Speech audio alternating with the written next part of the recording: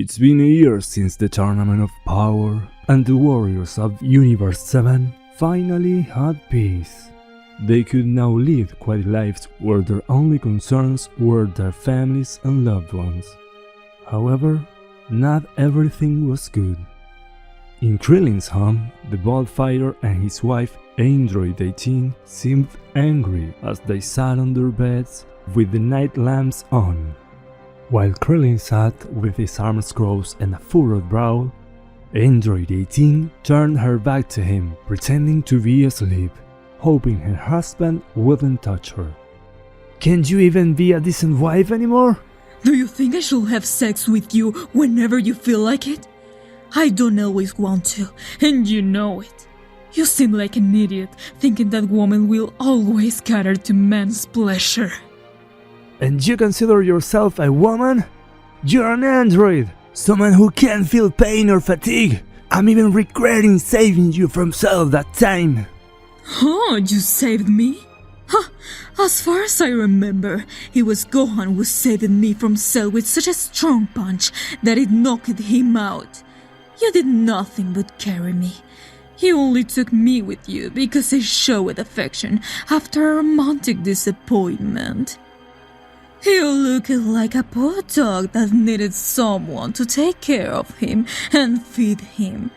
That disappointment was so deep that you even named our own daughter after her. How dare you to throw those things in my face? And would you lie calmly in the bed that I bought? You should at least be grateful to me for giving you everything. You have never done anything for us or for this house. You only care about yourself and Maron. You never realized that you have a husband who also needs attention. Now you want to blame me when you're the one who forbade me from working, because according to you, I didn't need to work because you will give me everything for me and Maron. Don't try to win a lost argument. I never thought that refusing to have sex will hurt you so much. The woman got up, took her pillow, grabbed a blanket from the drawer, and left, leaving Krillin frustrated and very angry. In Krillin and Android 18's home, tension was palpable. Krillin was getting ready for work. He had never felt this tension in his home or his marriage before. The man was about to leave before 18 reached him and handed him his lunch. At least take this so you don't starve. The woman coldly handed her husband the packed lunch, and without saying goodbye or thanking her, he took the food and left. How did we get to this point? Thus began the decline of Krillin and Android 18's marriage. Every day there were arguments, whether inside or outside the house. At night, one of them would try to fix everything, seeking affection from the other. But the other would refuse, pretending to sleep or simply leaving the room. It continued like this until Android 18 stopped caring about Krillin and stopped trying. She no longer prepared his meals and ignored him, showing no interest in anything that happened to Krillin. Their home life seems normal only when visitors came, especially Goku, Krillin's best friend, who regularly visited them, bringing vegetables or produce from his garden or gift for Maron, the kind of work any godfather would do for his goddaughter. At those times, they both acted as if everything was normal, and even seemed affectionate towards each other, until Goku left and the monotony returned. Goku was closed off about many topics, but he wasn't stupid. After a while, he sensed that something was wrong and decided to start visiting Krillin's house during the week when Krillin was at work to see if he discovered anything. What he didn't expect was to experience embarrassment during one of those visits. Goku arrived at Krillin's house, as he had been doing every week, looking for anything strange. No one answered or opened the door, which worried him. He noticed the door was open. Without hesitation, he entered and walked through the house. until he heard someone murmuring. It was 18 who was in the kitchen making lunch while wearing only her underwear. She had headphones on so she didn't hear anything. She turned and saw Goku standing at the kitchen entrance, looking at her from head to toe. She realized that she was in her underwear in front of Goku and startled, ran to the nearest room, while Goku turned away, both very embarrassed. I'm sorry, number 18, that wasn't my intention. It's okay, Goku. It's my fault for not closing the door or putting on clothes. Just wait a moment. After a while, 18 appeared in the living room where Goku was waiting, feeling calmer. I really apologize. I should have waited for you to respond. Or maybe raise up a little bit my key so you could sense me. Don't worry. As I said, it was my fault. They continued talking. Everything seemed normal. Goku kept visiting 18 during the weeks and returning on the weekends when Krillin was at home. Gradually, he realized what was happening. He noticed the tension between them. He didn't know the reason, but apparently, they were both in the same situation as him and Milk. Anything that happened ended in a minor argument, which was why he preferred visiting his friends, training, or being in the fields. Living with Milk was becoming intolerable. On the planet of God of Destruction, we find the cat and his angel having a serious conversation about the palm-haired Saiyan. You know, Whis, I'm worried. I have a feeling this place won't last long, and I feel like Goku will be the cause of the problem again. That idiot keeps reinventing himself and getting stupider. I wouldn't be surprised if he went to see Zeno and asked for another tournament. I need to find a way to get that imbecile to give up fighting and stay away from the King of All, so we can finally have true peace. I understand your reasoning, Lord Beerus, but I see it's quite difficult for us to find a way to keep Mr. Goku away from Zeno. The Kings of All appreciate him a lot, and my father does too, in a way. That's a problem.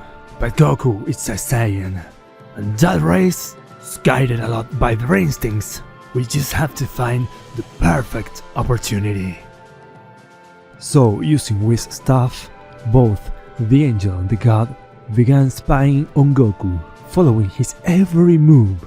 They easily noticed that he was constantly visiting his friends, especially Krillin, but he only visited Krillin's house twice a week. What surprised them was that he wasn't visiting Krillin per se, but rather going to see Android 18 and their daughter, Maroon.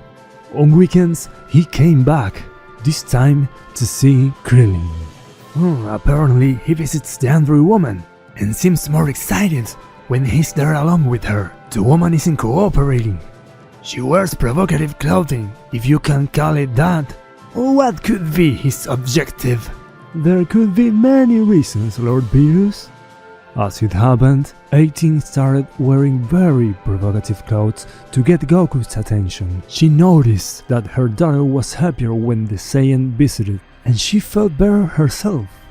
The man was very kind and attentive, always bringing vegetables or fruits whenever he could, bringing gifts to her and Maron. Gradually, the woman stopped seeing him as her husband's friend and started seeing him as a man who would pay attention to her and wouldn't try to control her. Without realizing it, she began seeking more of Goku's attention, sometimes speaking with double entendres and wearing very eye-catching and provocative clothes. For her, it was official. Android 18 had fallen in love with Goku, and she wouldn't mind cheating on Krillin. She was just waiting for Goku to make a move. On Goku's side, the Saiyan also noticed 18's attitude. Sometimes he understood the woman's hints, embarrassing him and causing him to leave or ask to use the bathroom, just to escape and avoid temptation. Lately, his marriage to Milk was also deteriorating, but he didn't want to betray her or his almost brother Krillin's trust. Goku was good at pretending to be innocent, and most of his idiocy was something he had been doing for a long time. so he knew perfectly well what 18's intentions were. But he didn't know how to stop her until that day arrived. Goku arrives home after work, tired. He's surprised to feel this way. He is a warrior, used to training and always brimming with energy. But today felt endless and exhausting. All he wanted was to come home, have dinner, take a shower, and go to bed. But it seems Milk had other plans. There you are, Goku! Where in the world have you been? I've been waiting for you all day and afternoon! You don't seem like someone with a wife and a child to take care of! Ah, Milk. I don't want to hear your stupid excuses! Just admit that you went off to train and waste time like the lazy bum you are! Goku's tired face turns into one of anger. You're just a damn waste! I don't know what I saw on you the day we got married! You're only good for fighting and making mess and... Roman, enough! Goku's imposing shout makes Milk fall silent and step back in fear. Goku had never yelled at her like this before. At least, Goten wasn't home. First of all, I was working. Yes, working! That same crap that you wanted so badly, so that according to you, Garen could have something to eat and to study with. But what happens? All that damn money I earned, planting and harvesting fruits and vegetables, you spending it on all kind of stupid things. On that damn makeup, on your spas, your beauty sessions, and God knows what other idiocy. Now I come home tired from work, waiting a good meal before going to sleep, and the woman who's supposedly my wife comes to throw my past mistakes in my face. I know I had flaws, many flaws, but after the Tournament of Power, I've tried to improve on them. I stopped looking for reasons to fight, only training as necessary and dedicating myself to work or spending time with my friends, leaving aside everything I enjoy. I don't know when this marriage stopped working, or even when you consider marrying me a mistake, when clearly you were the one who made me promise we would get married. Goku, Nothing, Milk. Just tell me that you don't love me anymore. It's better for us to go our separate ways. I couldn't live in a house where there's no warmth. Without another word, Goku leaves the house and flies away, leaving Milk standing in the kitchen of their home, crying. For the first time, Son Goku, the innocent and idiotic husband she always called and who never seemed to get angry, not only got angry but also yelled, cursed, and above all, ended their marriage. Not officially through divorce, but after this argument it was more than clear that their marriage was over. Meanwhile, Goku flies seeming angry, very angry. I just don't understand. Is this how it feels to disagree with your partner? Is this how Krillin and 18 feel right now? I've never argued like that with Milk before. She always scolded me, but today she really made me angry. Goku's mind flashes with images of Android 18. Her attitude towards him, the sweet way she talks to him, her way of dressing. The woman is just waiting for the Saiyan to give in to temptation. After all, she, just like him after today, no longer cares about her marriage. The God of Destruction is quite surprised. He and his assistants witnessed the argument between Goku and Milk, something he didn't expect. Goku arguing with his wife about how the Saiyan lived his life when everything the woman said was currently a lie. The usual thing was the tension between Goku and Android 18. Not a tension per se, but rather both were testing each other to see who would give in first, or so Beerus thought.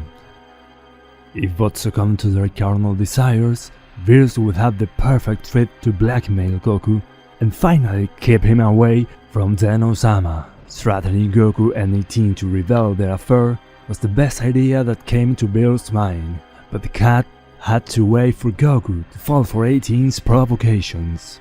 It seems it will be today. Son Goku, you just condemned your future. Goku lands at Krillin's door. He came yesterday. Obviously, Android 18, knowing he always came that day, dressed provocatively. Krillin had a night patrol that night, so he wouldn't be home until dawn. Oh, Goku, what are you doing here? Can I come in?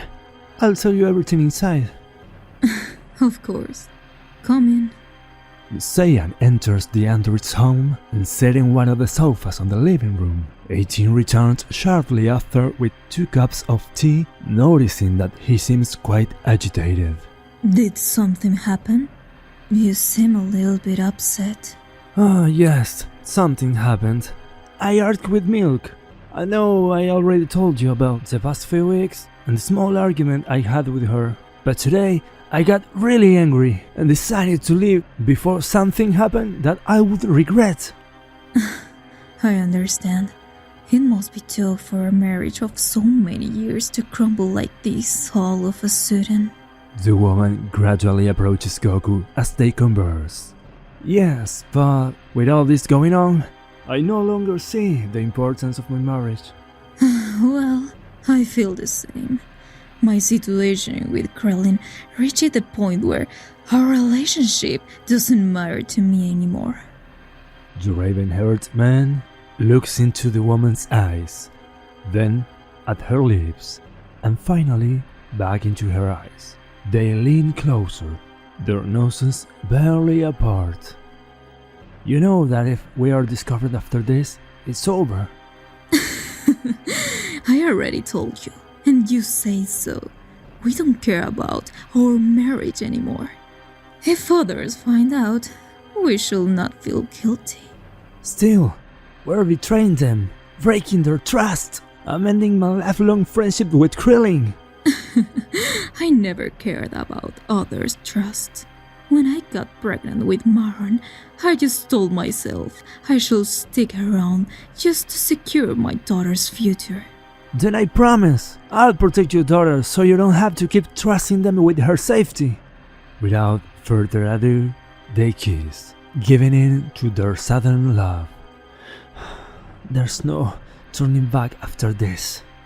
And I don't regret it, and I won't regret it. Without further ado, Goku and 18 give themselves to each other, while both turn their backs not only on Krillin and Milk, but also all the Sith fighters. From that night on, they would only look out for themselves and little Maron's well-being. I'm sorry, Krillin, but you don't deserve Android 18 as your wife anymore. Don't worry, I'll take care of her for you. Dear Milk, after today, the man you didn't appreciate is mine, and I'll fight tooth and nail to keep him by my side.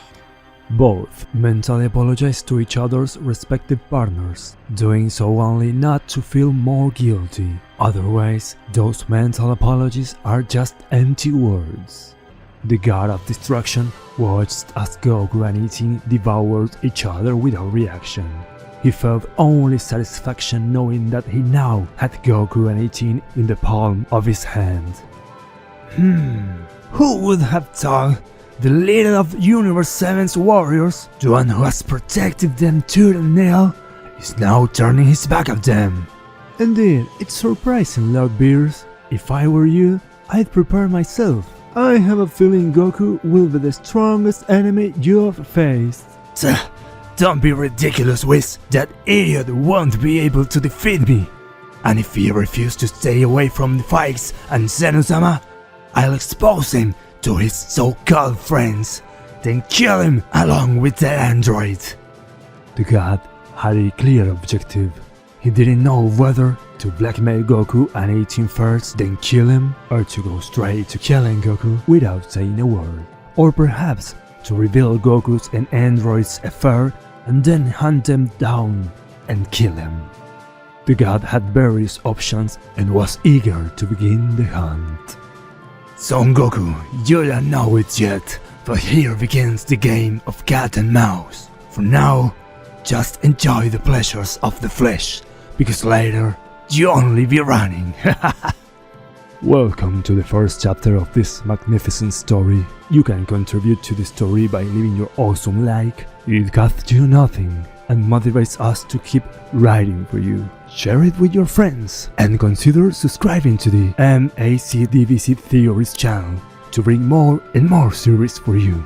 Remember that if the next chapter were already available, I will leave you a link here to go see it. For now, I bid you farewell. See you on another occasion.